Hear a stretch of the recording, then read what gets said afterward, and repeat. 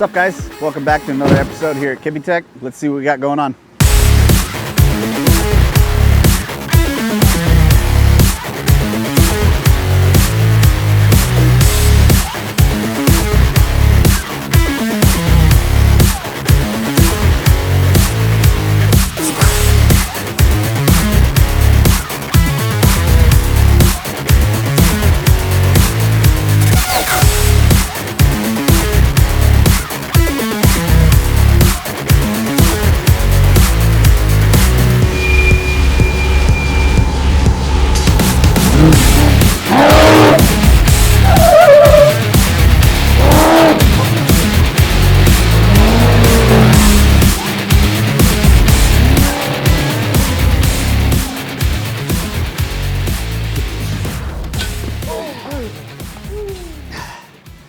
Don't put that on the YouTube. Just cut to the no pry bars. And they're on! Yeah, I did it all by myself. All right, we had some pretty cool wheels show up the other day. These are Innovate racing wheels. They're all USA made. They're not shipped over from China, which is why this is all we run on all of our builds. So they're forged and machined all right here in California. So it's a forged wheel, it's a true beadlock, it's a 17. These are for the OBS build, so we went with polished on that. And then what we've been doing on all the on these lately is we get stainless polished 12 points from ARP, from our friends at ARP. They're right down the street, so works out nice. But instead of using like a grade 8 bolt or a black oxide or something that'll rust, we use these. It just gives a nicer finish, and it's just a nicer quality bolt for, you know, your nice wheels. You can see we got one going together right here, so you can see how much nicer the stainless bolts look on that thing. And that particular one, we went with the owner wanted like a king blue anodized, so we went with Innovate's Tech Light rings and anodized king blue. So nice look. We're gonna do some other parts on the truck in the same blue as well. And yeah, we got a few of these wheels in last week. I'll show you some more in a bit. Some oil coolers came in from Clint at CBR. So this is a mini oil cooler with the billet end tanks. So usually they all come with the fittings on the same side. So we had to make a mirror image, so when we mount one on each side of the truck, the plumbing is symmetrical in the back of the truck. So these are going in the back of the white truck on each side of the dry sump tank, but we'll show you that when we get to it. Moving along over here. More TRX parts, TRX rear spacers, Delrin for the anti-wobbles on the frame side pivots. Making a bunch of those.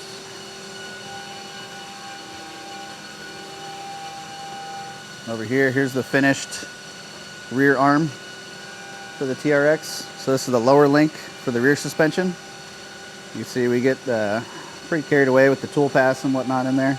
Some nice finishes here, some nice surfacing. So a lot of people just, you know, run straight cuts and just hog out a bunch of pockets. You know, we spend a lot of time on all our pockets and designs, so they're strength and, you know, aesthetically pleasing. And then we got some of our TRX arms back from anodized. So these just showed up the other day. Gotta package them up, put the uniballs in, and send a bunch of these out because they're pretty much already almost sold out. So if you want a set, now's the time to order. And we got black, and then we also did a couple sets in a custom king blue color as well. All right, over here we got our ZR2 arms we're machining. So we're all done with, I think, driver's side. I think we did 32, we're running 32 pairs. So yeah, 32 driver's sides down. So this program's a little longer. It's like an hour and a half for one side. So taking a little while to get these done, but we're on to side 2 right now. So we got just a little pile left to go. But something we changed on here, if you saw, different from those arms, tool paths in here, so we added that. So not too much different on these from what they used to be, but just adding tool pass. So now we're gonna add that to all the arms.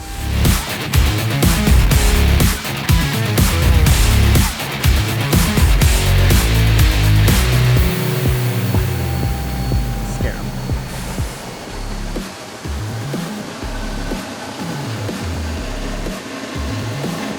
What are you doing? Fucking, what can I call it? Oh, hey guys! Anyway, back here on the white truck, we got AC condenser mounted up. Brackets are just tacked on. Got the Power Steering Solutions power steering cooler / reservoir in there. Brackets are all just tacked on right now. But this is a pretty cool unit. It's the reservoir and the cooler for the power steering system.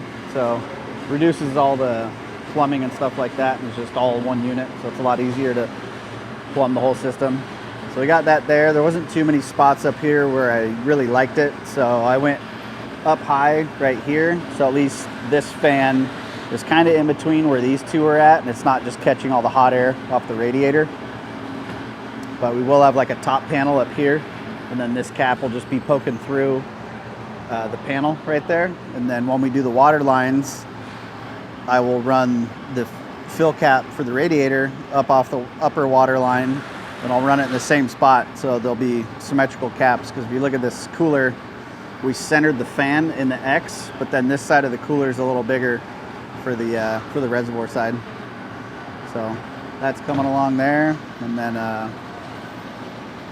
yeah, the shop is in full Dexter mode right now because they're redoing the roof. So trying to work around that right now is pretty annoying. Back here on the white truck, we got the billet trailing arms are on it now. So it's the first time we've had those on. So we put these on with the shocks, double checked everything to make sure that everything was within tolerance of where the fabricated trailing arms were, just to make sure the shock mounts were in a different spot. But everything checked out, all the mounts clear everywhere. We had to clearance the frame pivot down there a little bit for the trailing arm, because these frame rails were originally designed for the fabricated arms, and obviously the aluminum ones have a bigger front uniball cup area, so we had to do a little clearancing up there. But other than that, everything's good. Got the 4.0 bypass in here, got the panel all trimmed around the bypass, so this is good to go. Everything clears. The shocks will have anti-wobbles in them before, you know, final assembly, so they actually won't move at all, and then this will actually be right about there. So pretty cool. And then redid the spare tire mount, because it was originally set up for 39s and we went with 40s. So it's on a 40 1250 17 race tire. So this mount actually used to be on the inside and it wouldn't work in there, so we moved it to the outside so we could clip on here, clip on the front with our spare tire mount that I showed you guys before. So your spare tire strap clips on right here and holds it in. And then over here, keep the tire from moving side to side, we just did a simple tube off of our cell hold down right here. So the tire can't move side to side. So that'll keep it there. And then we'll actually end up mounting a jack right here. And then we might do a remote fuel filler, so you don't have to reach all the way in here to fill it up with fuel. Might do like a little remote head, and actually, so you could actually fill it, you know, right in this area. Makes it a little easier. And then fiberglass just showed up yesterday. So after we get the hubs on, we'll bump it out and we'll start mounting the bed sides, and then we'll start mounting the front clip as well. We're gonna do a tilt front end like the black truck, and then just gotta clearance everything for the 40s. All right, so in the back of the white truck, we got another wheel from Innovate. Same G600, same wheels, the polished one I showed you. This one's in a hard ano gray, and then we did gloss black Tech-like rings with the ARP bolts. So another good looking combo. This particular customer wanted the hard ano, so probably most of the aluminum parts on this truck will be this color, and then we'll tie some gold in here and there. But yeah, great looking package, and it only comes in at 128 pounds.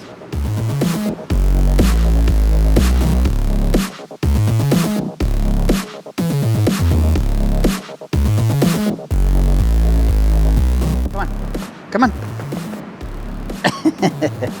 There you go. That's a good Scott. Yeah, Scott, right? Scout. I'm gonna go with Scott. Looks more like a Scott. Evan, show us what you've been doing. Just right there. You can just only show this part. You can't show the rest of it. Just point at it and tell everyone you did it. I done welded this. This would be a double pass. We put this together last week.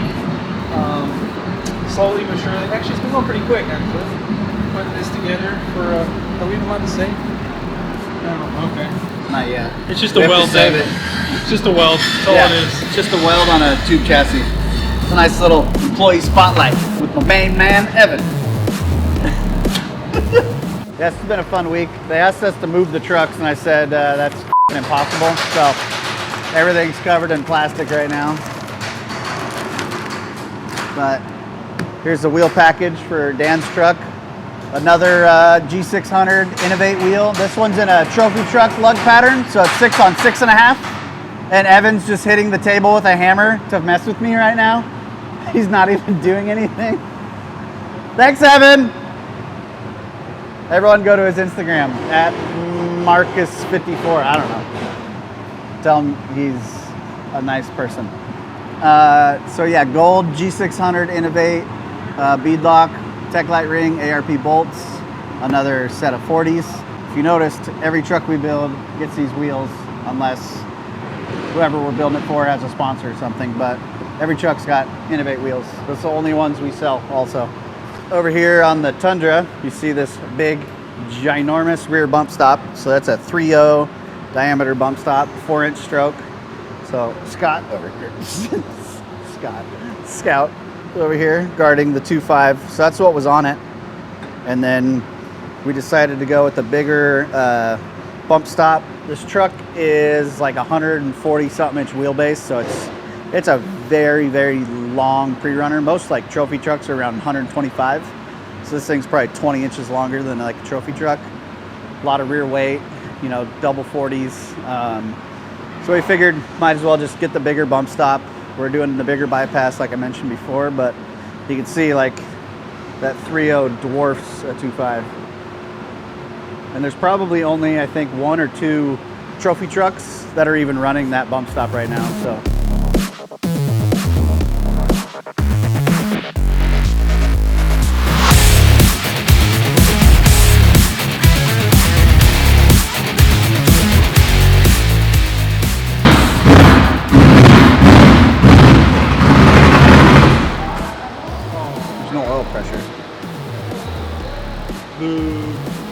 There's no oil pressure. Trying to go drive it, but the oil gauge isn't stopped working. It's definitely got oil pressure. It's just not acting like, or it's not showing us that on the gauge.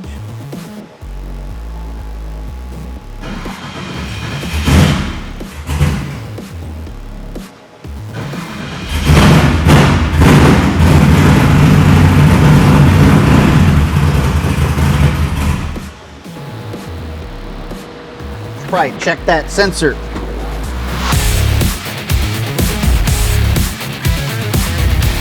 All right, so here we're back on the chrome truck.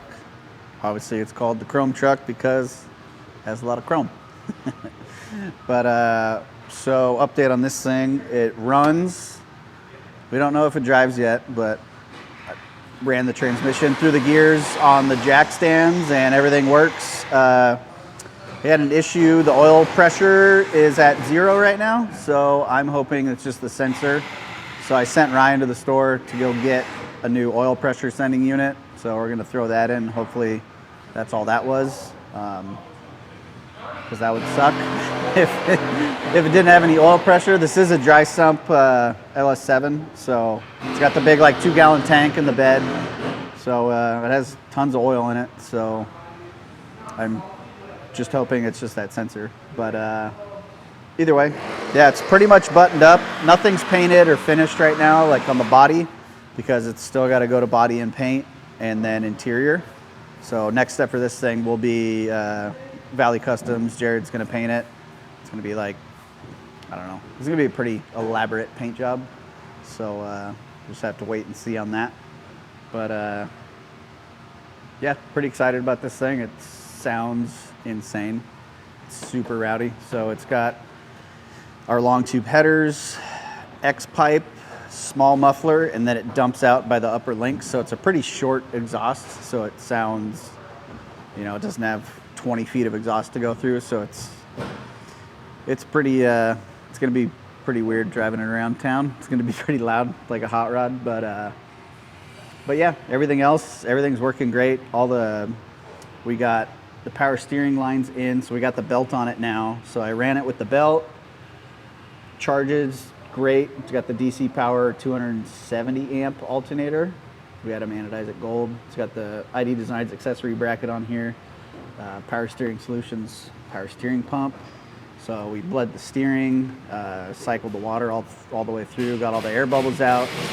0 leaks anywhere. I had an issue with the dipstick little gasket.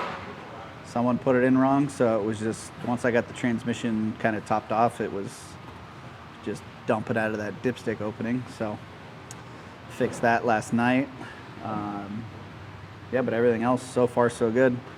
Once we get that oil pressure sending unit in, I'm gonna go hopefully drive it around. Just got the brakes bled and everything, so yeah, there's no reason why we can't go drive this thing around right now, except for the oil pressure sending unit. I just want to make sure that's it, because I'm not gonna go drive it around if it'll blow up the engine. But yeah, we'll take a look around and check out the dash and all that stuff. Here it is with the console and the dash in it. I have a new guy that's doing our interior, so we're probably actually going to redo the console and the dash. I kind of f***ed it up anyway right there. And there's a couple things on it I don't like, so we're probably just going to end up redoing it. But either way, it's in here. Everything's, you know, plugged in. Everything works. We're making a mount for the rear camera right now. But you can see there, Dewey working on that front panel. But we got a front camera, which we can link up to both of our GPSs, and it goes to the Rockford Fosgate head unit here. And the stereo on this thing is absolutely amazing. It's got, I forgot what door speakers it has, but this thing sounds insane, and it's got a little sub back there with a nice little box, and then you see the amp on the back wall right there. It's the first time I've ever seen a Raychem heat shrink on a stereo. But yeah, this thing sounds really good. Bluetooth works nice. You just play music from your phone. But yeah, tilt column. I think this one's from Flaming River. It's just like a flange mount. So it's got like this big 4-bolt flange right here. You just mount that and then run your steering from there. But it's got turn signal, you know, turn signal hookups there. It's tilt, which is nice. You know, you just run it all the way up, get out. You don't have to worry about taking your steering wheel off, and it's not clunky like a quick release. God, those roofers are annoying. All freaking week. Shifter, it's got the B&M shifter in there, so pretty cool. Yeah, that's pretty cool. Handbrake. We're gonna put a gold one in it. I didn't actually have a gold one on the shelf, so. But yeah, all the Motec, everything works. Super bright lights everywhere. Got hazards, a bunch of cool stuff. So yeah, this thing's coming along pretty good. So next step, like I said, is paint and then interior. So we get full interior, carpet, headliner, A-pillar, B-pillar, C-pillar, door panels, back wall. So pretty much everything. It's going to be upholstered in this thing. So obviously you'll still see like a lot of the cage tubes and stuff like that. But yeah, just got the gas pedal hooked up. So now we got gas pedal, brake pedals in there. Probably going to add another bolt-in dead pedal over here. And then still waiting on the AC control to show up. That will probably end up going right here, or maybe up in this area. But yeah, for now this thing's pretty much buttoned up enough to get it to paint and body and interior. And then after that, then it's final assembly on the exterior, everything. But yeah, pretty excited to go drive this thing. I'm just waiting for that oil pressure sending unit.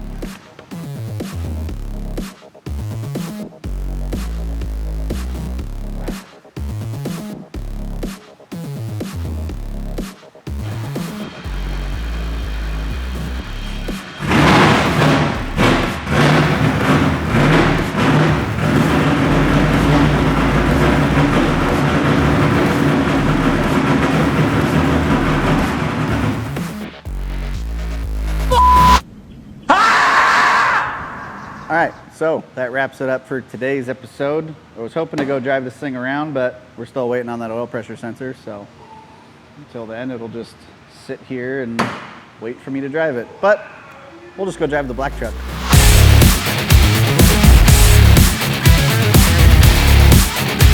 All right, that wraps it up.